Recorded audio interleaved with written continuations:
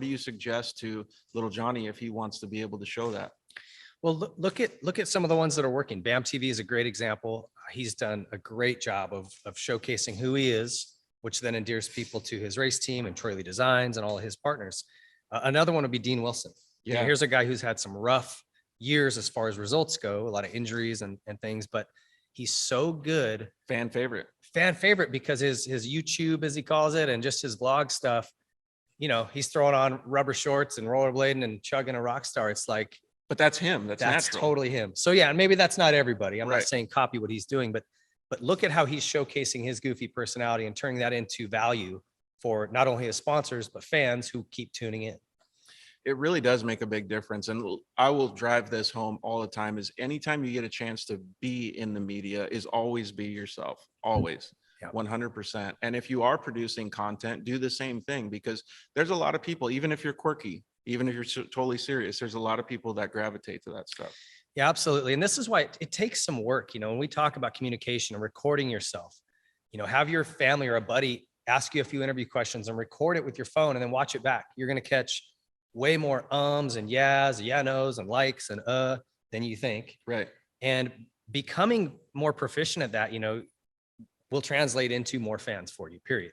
Yeah. And it's just like practicing on your dirt bike. You want to get the results. Well, now, it's 2022, media is all over the place. You need to practice that as well. Yeah. And another big thing is, what is communication, right? 90% of it, up to 90% is nonverbal.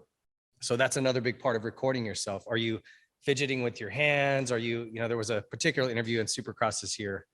I won't blow the rider out, but he must have touched his hat and picked at his jersey like 100 times during this podium interview. It was all you could see. That body language, okay? Just juxtapose that with like a Travis Pastrana, constantly smiling, thumbs up, always engaging. Man, people love that. It doesn't matter what he says. Yeah. Right. So work on that and be yourself, but man, be the best version of yourself, I guess. Yeah, I think that's a really good, a good piece of advice. So, Max, when you're, seeing riders that you have on your guys' roster, do you guys help them at all? And maybe it's somebody not like on the pro team, maybe it's an amateur rider.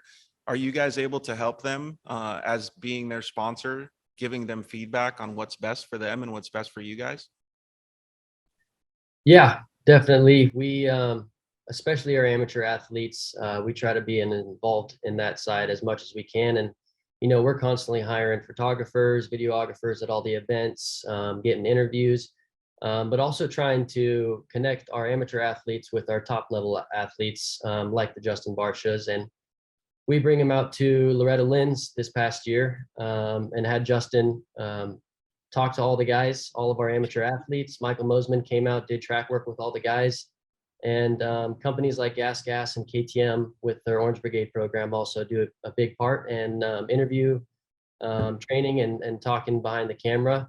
But ultimately, like I said, we try to keep this win-win mentality, and we help you, you help us. So I'm constantly giving feedback on where they can improve, what I think they should do that can help them get more views overall. But also, like you guys said, being personable, being authentic, just being yourself is huge, because if you're only seeing people, I go back to this podium reference again, if you're only seeing a 30-second interview on the podium, you're not getting much there. But all the authentic, organic, behind the scenes, whether it's a vlog or podcast,